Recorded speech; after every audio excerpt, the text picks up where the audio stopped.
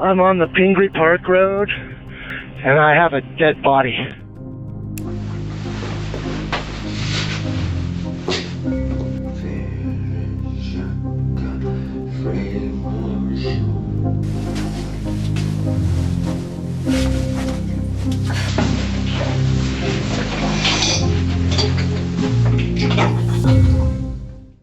The circumstances that brought Scott Sessions and Heather Frank together on a Saturday in February of 2020 started off like a routine get-together, but it turned into a deadly date night that destroyed 3 lives and devastated many more.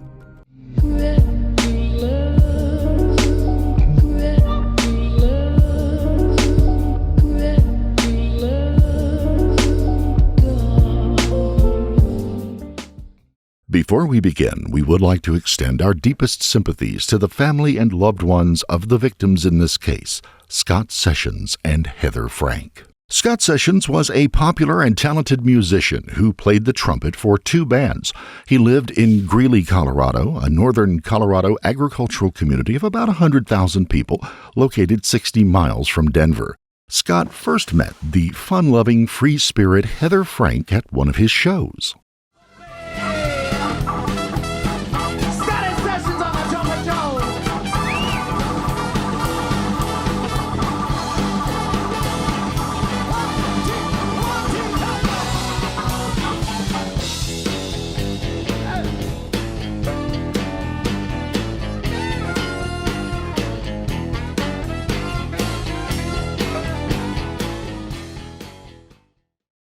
One of Scott's bandmates remembers Heather being smitten by Scott's charms right from the start.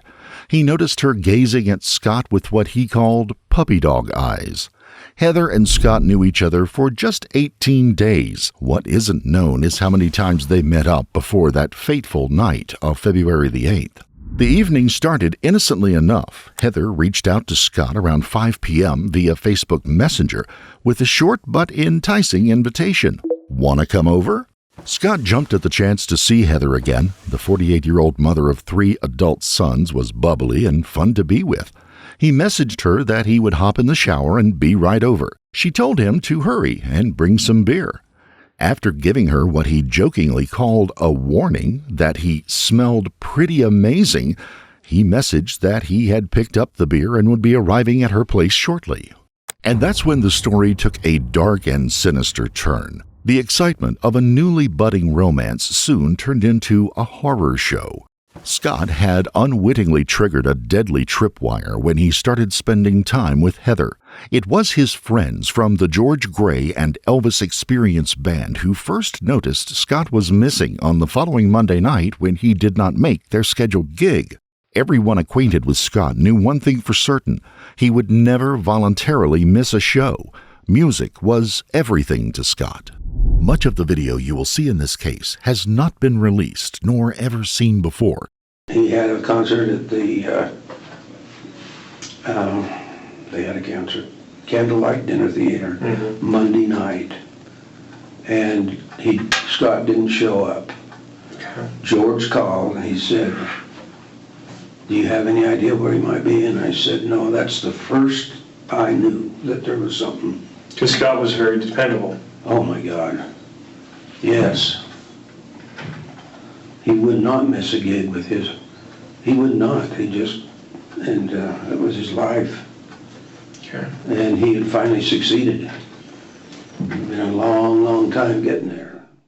Scott's absence sounded the alarm among the rest of his social circle. That included the band members from another group he played with, the Movers and Shakers, along with friends and ex-girlfriends.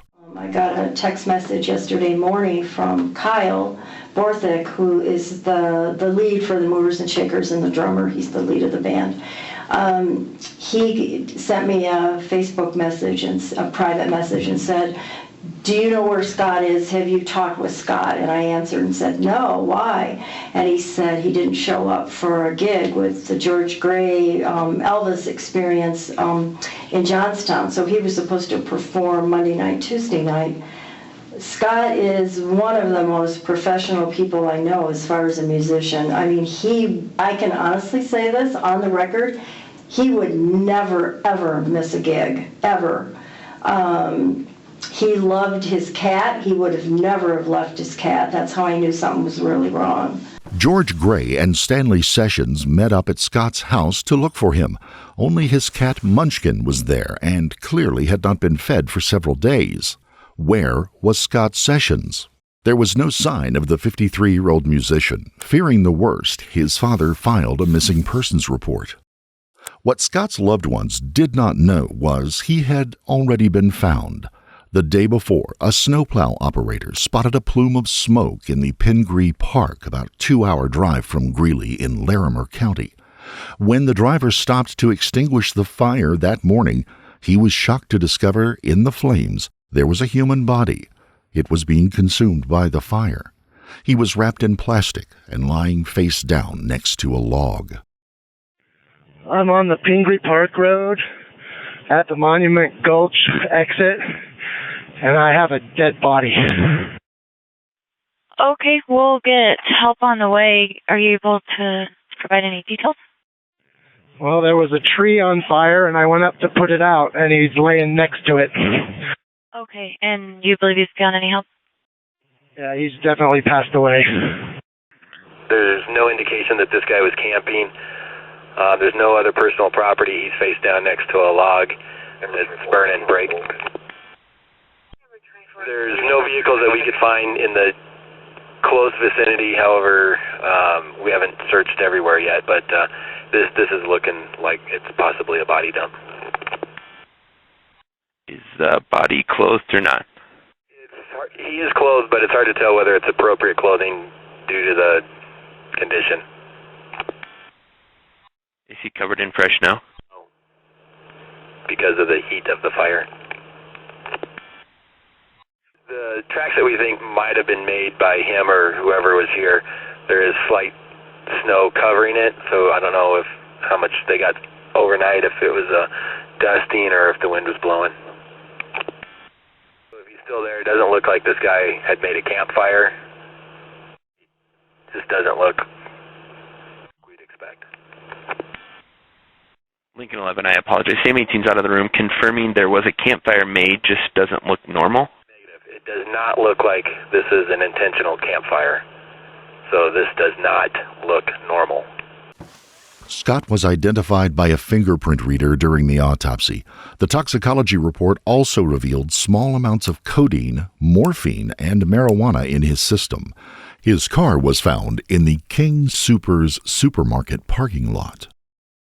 Investigators began to work the case, trying to figure out who might have had a grudge against Scott or who might have information about where he had gone. Scott's father spoke to the police about his son's tumultuous romantic relationships. He described him as an emotional guy who didn't hold back when he fell in love. What about girlfriends? He had a hell of a track record there. He was married many, many years ago, and that ended up in divorce, and collected a felony out of that. 2 of Scott's ex-girlfriends were questioned at the police station. Officers were particularly interested in brushes that Scott had with the legal system when those relationships grew rocky. Scott overreacted to everything. He had it trigger, his temper was just like that, right? And he would go from 0 to 8, like so quickly. And I thought I could learn how to pull that back, and I never really did learn how to pull it back. In fact, we had a discussion about that at the beginning of January. Loretta described a heated argument she had with Scott. He threw a cup of coffee at her and then grabbed her. She threatened to call the police if he didn't get out of her house immediately. He left and then proceeded to call the cops on himself. I'm not scared of Scott. I'm scared of Scott's temper right at that moment. Right, but Scott overall is not a terrible person. He's got issues though. So I started cleaning up. Well, Scott, because I think this is what he claimed, because he had that history, he was afraid if he didn't call the cops first, then they would arrest him for sure. So he called the cops. He called police to get ahead of her. He thought, she'll call and then I'm going to get picked up. Well, he called and he got picked up anyway. And now that's the probation that he's still on.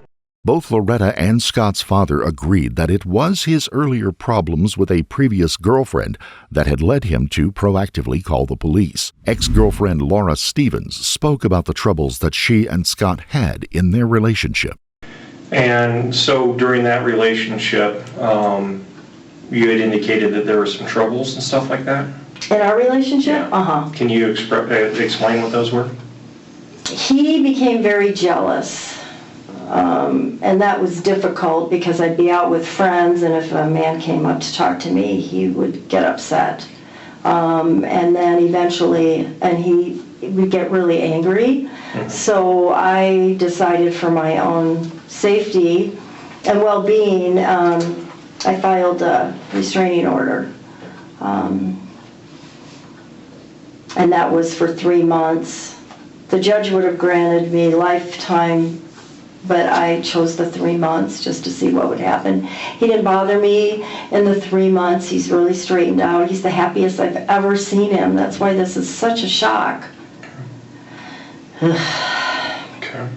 Eventually, both women mended the rifts they had with Scott and built friendships with him over time.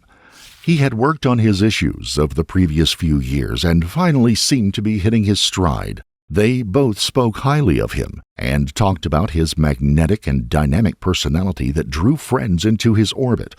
He was especially elated when he was performing regularly. Scott struggled in a lot of ways, but he was amazing too, right? He was brilliant mind with music. Mm-hmm. And the ability to deal with people. He never forgot anybody's name, as you've read. He was nice to everybody, nice all the time. He never really had a reason to be mean to anybody until you pissed him off, right? Then it was another story. Always road rage. I hated driving with him. I used to say, Scott, people carry guns. Don't do that. Don't follow so close. Don't drive like that. That was always, so in this whole last few days, I thought maybe it was a road rage incident. Maybe he'd gone up to the mountains and something happened, so I thought, oh, that's a possibility. Because he would have his hair trigger reactions, and he would pull it back pretty quickly, which was strange. I'd never been with anybody in my life like that. They'd go up so far, and they could come down so quickly. Mm-hmm. As those close to Scott speculated on what chain of events could have led to his death, they acknowledged that they had feared he would lose his life prematurely. In my mind, it wasn't there's no way a random event took out Scott Sessions. I just don't think it. He made it 53 years. He's done, crack. He's done meth. He's done, Scott's done everything. I don't think he's done heroin, but Scott, you don't know how he survives because he makes dumb decisions constantly. So I didn't think it would be a random act that takes him out, right? And I know that sounds kind of harsh to say take him out, but, you think about it when you're around someone like that, when they risk themselves a lot. Sure. For most of Scott's life, Stanley Sessions had also worried about his son's safety. He was always a little kid, and he was always picked on his self-worth. He'd been in counseling since, off and on, all the way from 2nd grade. And along the way, there's been some stuff. I've seen inside of jails I never ever expected to see. I met law enforcement people up and down the Front Range, and went and gathered him up a few times from jail. But it looked like he had really turned the page. And I tell you all of this because in my reaction to your telling me he was deceased I wasn't surprised very much. Because I think we had been close to this place times before, years and years ago. Sure. So I didn't know.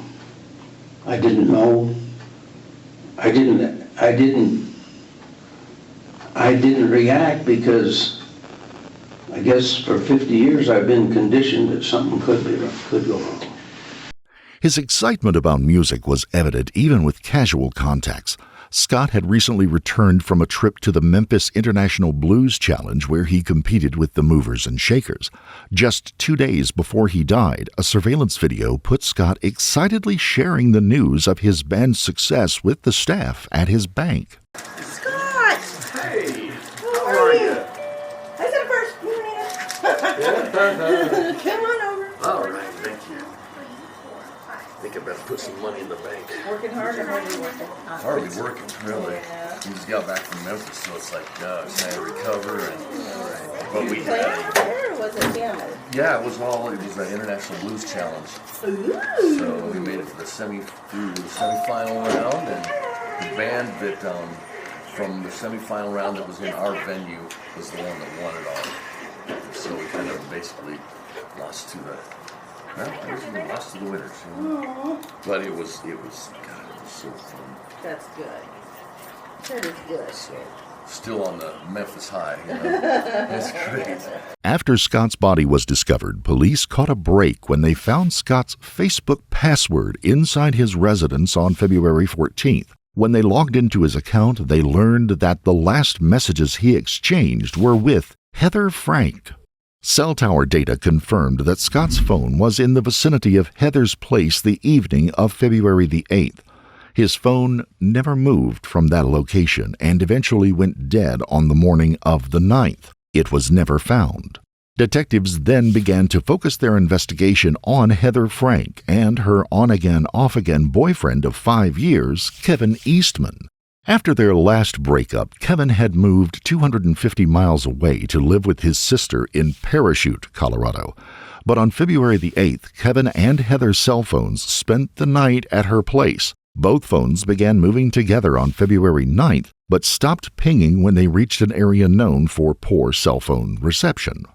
The route they had traveled led to the Pingree Park, the same area where Scott's body had been found. Police placed trackers on both Heather and Kevin's cars and attached a camera to a streetlight pointing at Heather's place.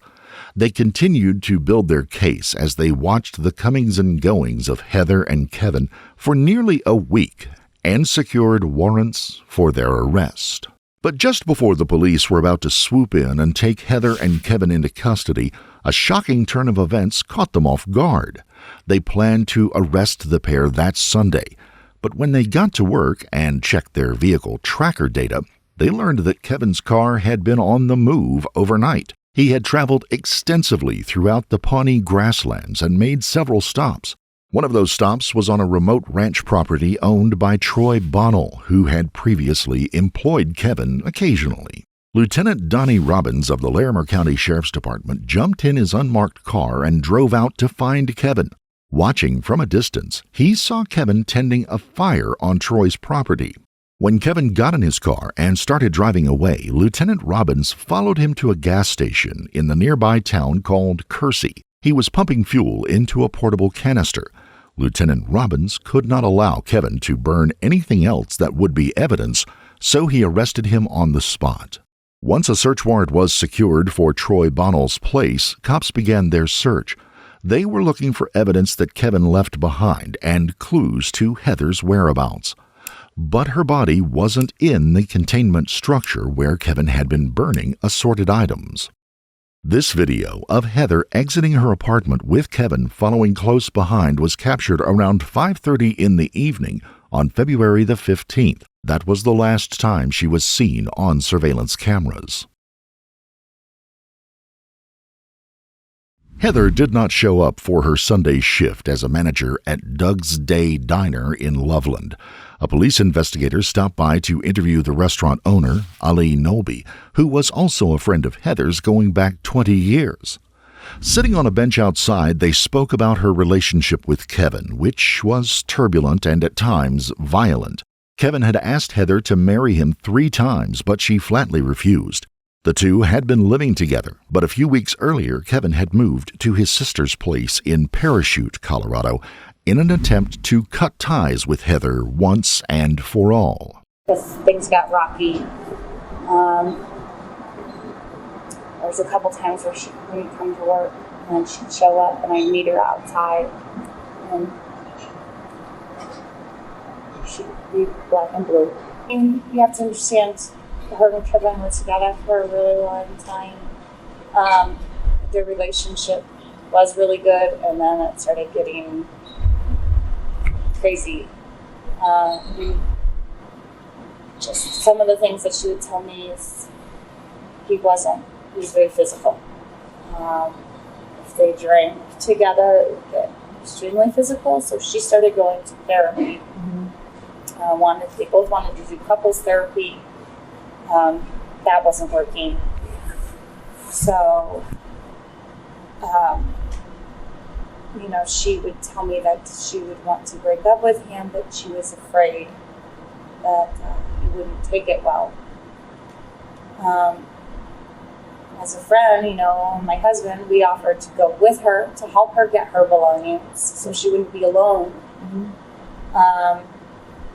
And that kind of went on and on. We never actually did. Less than a year before Heather died, a police officer responded to a hospital in Denver where she was being treated for injuries inflicted by Kevin while they were staying in a hotel room. Can we turn the lights on? I just got assigned this call. You want something to happen? Just argument in the hotel room, punches to the left side of my ribs, and I had to get out of there because it was going to hurt me worse, so I left. Who did this to you? Kevin Eastwood. How many times did he punch you? 3 times. Just get away, like he always does. This is the first time he's done this to me.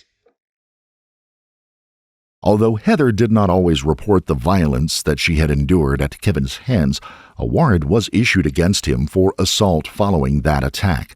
But he was not arrested until Heather went missing. While Larimer County officers were serving a search warrant at Troy Bonnell's place, other officers began interrogating Kevin Eastman at the police station. They were also questioning Troy about what happened on his property the previous night.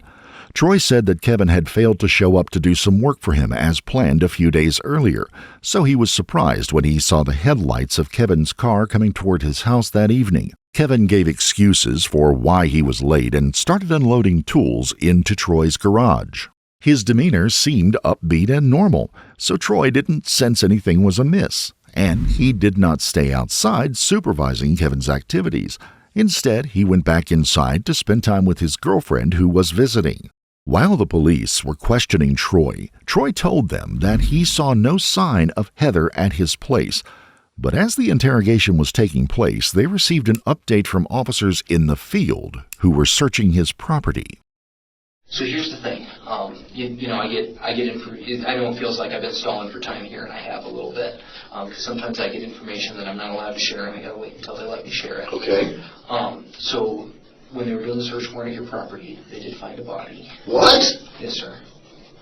And Where?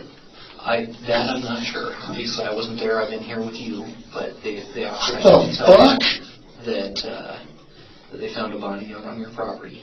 They believe it's a female, so obviously you know what we're thinking. That it's Heather, so that's like Jesus fucking Christ! Yeah. Why didn't you tell me that shit? Well, I only heard about 2 breaks ago, and then I had to get my boss to authorize me to tell you. Dude. So that's just, you've been so patient with us, and I wanted to explain to you why this is extending, right? Yeah, but I got nothing to do with this shit. Okay. I mean, I'm in the fucking I'm this motherfucker, man. I could see if I was in your position, I'd be pissed too. I don't deserve this shit. I'm sure, kind of like you're beyond tired. Yeah. But hopefully that helps you to understand why I need your help, and I'm telling you, with me. Fucking goddamn, bro. Yeah. So where? I know my property I pretty can work well. on finding out a little more information on that outside somewhere. Beyond that, like I say, I literally don't know. I get little snippets of information, quick phone calls with the boss when I'm out of the room, right? So remember I said, on my fucking property. Me. Yeah. Yes, sir. So let's. Dude, I fucking. So you know nothing about it? Fuck no. Okay. And I have no reason not to believe you. Heather's body was found under a large piece of wood. Her body was wrapped in plastic and wire. She had been shot twice in the chest at close range with a small caliber gun. Her blood test showed a small amount of methamphetamine was present. Her blood alcohol level was .243, more than 3 times the legal limit for driving. That final surveillance video of Heather showed her getting into a car that would drive her to her death. Police officers said they feel horrible that the arrest could not have taken earlier to have saved Heather's life, but it came one day too late. She did not deserve to die, and they feel sad for her sons who lost their mother, but they maintain they could not have predicted the chain of events that resulted in Heather's murder. As they were questioning Troy Bonnell, police were also questioning Kevin Eastman. At times, he claimed he did not remember what happened, blaming an old head injury. Other times, he implied that someone else had killed Scott and that he promised not to reveal their identity. He also said that he didn't believe that Heather was dead. I went over to the house because I know that she gets too drunk and I don't want her to lose her job. Okay. And I'm sure her car won't start if she's been drinking past a certain time, past 8 p.m. If she drinks past 8, she knows her car won't start. Then I've been with her on the phone in the past, and it's just easier to just go over there and make sure she's up and give her a ride. And then you dry heaved a couple times in the sink? Yeah, like fucking 20. Okay. So what room? She was all fucking, I don't know what you call it. Can you get the trash can?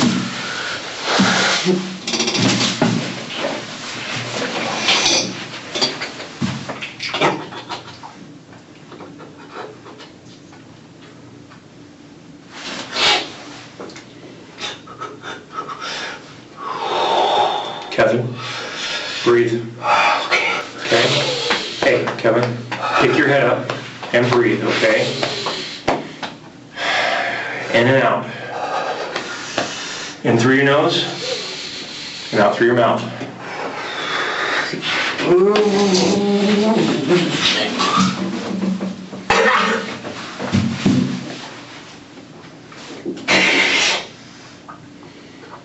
Kevin, what room was it in?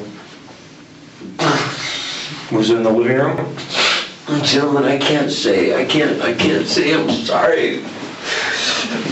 I'm sorry. This is the only thing I've got. My word, and I promised.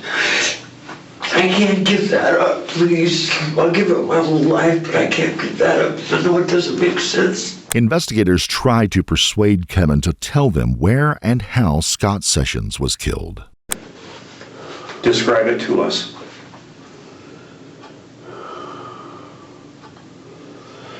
I didn't see it. It had to be someplace serious for that amount of fucking blood. So there was a lot of blood there. Where was the blood at? Every fucking where. Was it in the kitchen, or was it in the dining room? Was it in the living room? Was it in the bedroom? Where?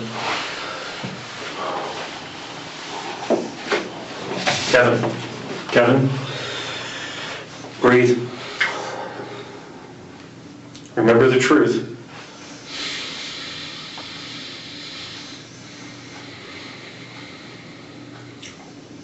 Your conflict right now that you are struggling with right now will be gone. All you have to do is tell us where it was.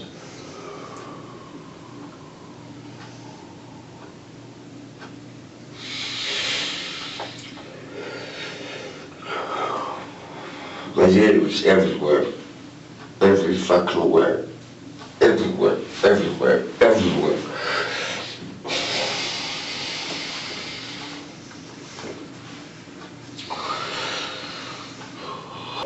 But I suggested it would be a legitimate idea to just call the police now, because this is serious.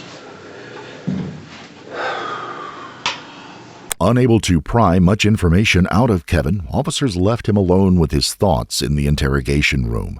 That led to some odd moments as he was left to mull over his predicament.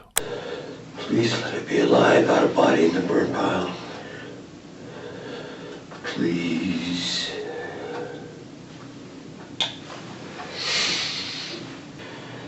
Amazing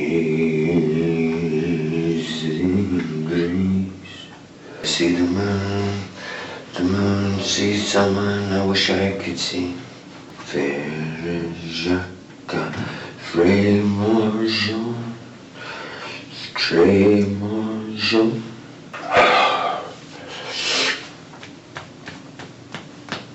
Give me back the clicker.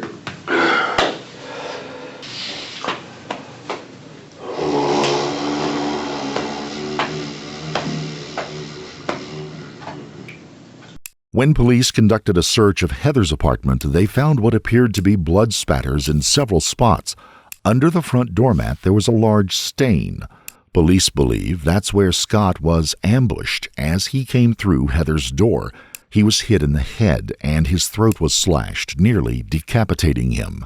Defensive wounds on his hands showed that he did try to fight back, but only Kevin Eastman knows exactly what happened to Scott and Heather, and he's not talking. I can't say no more, guys. I can't. I don't...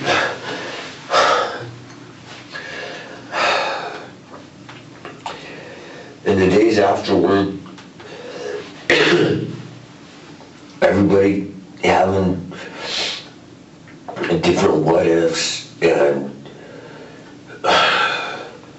scenarios and theories and explanations. It's just too much.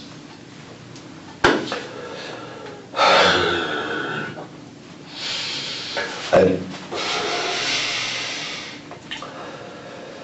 don't know how accurate anything that I remember is or is going to be. There was just a lot of stuff going on. There was a lot of emotions. There was a lot of fucked up shit that should have never happening. Describe it to us.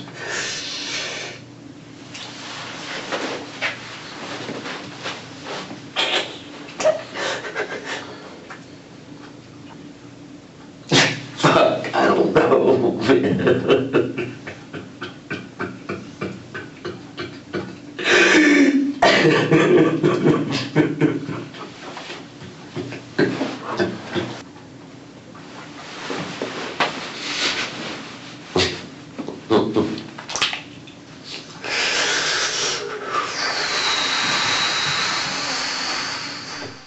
Rita Severin is an investigator from the Larimer County Sheriff's Office in Fort Collins, Colorado. When Heather went missing, she interviewed people close to her as she tried to piece together what might have happened. She spoke with all three of Heather's sons, including Alexander McLaughlin, who was Heather's firstborn. Tell me about your mom and Kevin's relationship. Wild, I guess I would say. Like, in the beginning, when they first met, he's an alcoholic. My mom is pretty much an alcoholic too. They would get into a lot of fights. The first incident of him ever hurting her, he broke her wrist and tried to slit her throat. She told me it was a bar fight, but this was back in 2014, so 5-6 years ago. And when you say he tried to slice her throat, how do you know that? Because her throat had a scar, or not a scar, it was scabbed over, like he tried to cut her throat with a dull knife. When Alex would ask his mom why she was staying with Kevin, her answer was always the same: I don't know. Before Heather's body was found, Rita Severin talked to Heather's mother, Mary, about her daughter's stormy relationship with Kevin Eastman. It's like vinegar and oil. I know Kevin cares deeply for her. I'm not quite sure on what she really feels for him. I think at times, yes, she is deeply committed to him, and other times, not so much. My daughter's complicated. There has to be a child in every family, I guess. And she's my problem child. Has been since high school. Mm-hmm. And she just keeps repeating the same routine over and over and over. Mary spoke about Heather and Kevin abusing alcohol. They're both alcoholics. Okay. They are. Now, Heather can control it. She can. What For a about Kevin? period of time. Can he But- control it? Yes. Yes. I've seen them do it, and I've seen them both drunker than skunks. Despite the problems her daughter faced in life, Mary is proud of how Heather's 3 sons turned out. You know, I will say one thing, as screwed up as my daughter is, she has 3 fine young boys. They're all in their 20s now, but they turned out pretty damn good. Grandma will say that much for them. Yeah. They are respectful. They are polite. They are soft-spoken. They have not gotten into trouble, unlike their mother or their father. They saw what their parents were and decided that's not for us.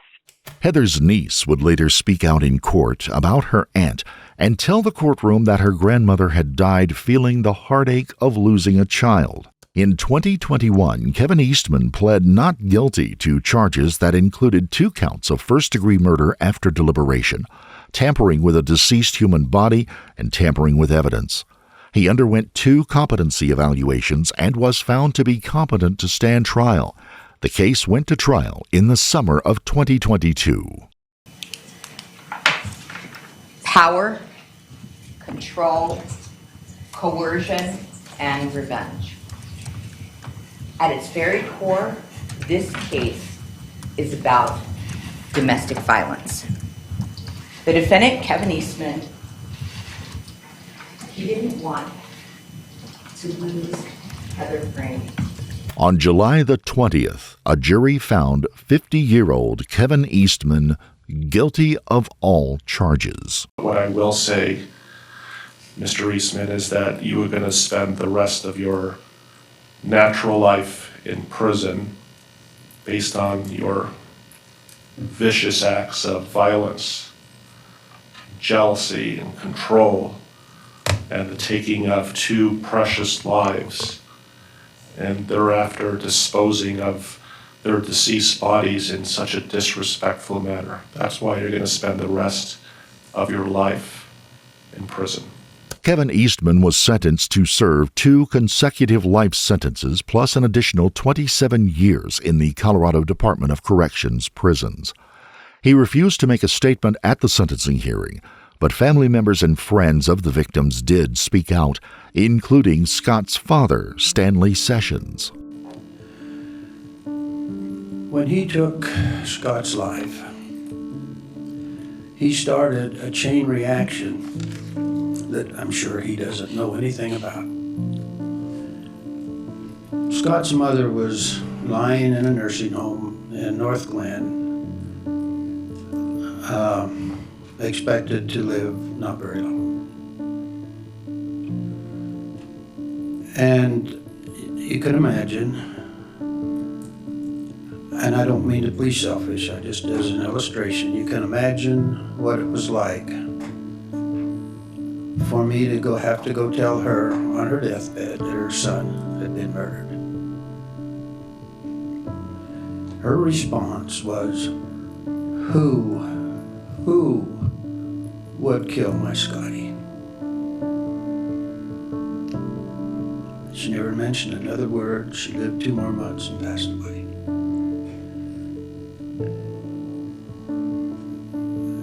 He deprived her of telling him goodbye, and he telling her goodbye. My mom was more than just my mom. She was my best friend. The memories we had together I will cherish forever. I miss her every day, and will continue to miss her every day.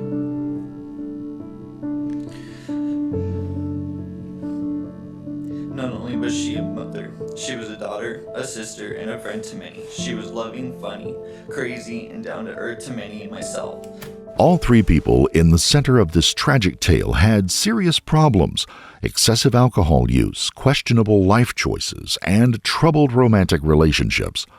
but every one of them was trying to forge a new start in their own way. Scott Sessions had built friendships with his ex-girlfriends following turbulent relationships. He was finally experiencing his lifelong dream of performing regularly as a musician. Heather Frank had landed a solid job opportunity when she was promoted from being a waitress to becoming a manager of the restaurant where she worked, and she had made strides in escaping a relationship that was plagued by jealousy and violence. Kevin Eastman had seemed to finally grasp his feelings for Heather Frank were never going to be reciprocated to his satisfaction. He left Greeley to start over in a new town 4 hours away, where he moved in with his sister, who insisted that he stay sober in her home. Despite the steps they all took towards building promising futures for themselves, it wouldn't be enough to save 2 people's lives and 1 person's freedoms. If you found this case compelling, don't forget to like the video, comment down below, and give your take on it, and please subscribe to the channel. Also, hit the notification bell to stay up to date when we reveal a new shocking case. Until next time, stay safe and keep your eyes peeled. You never know what's lurking in the shadows.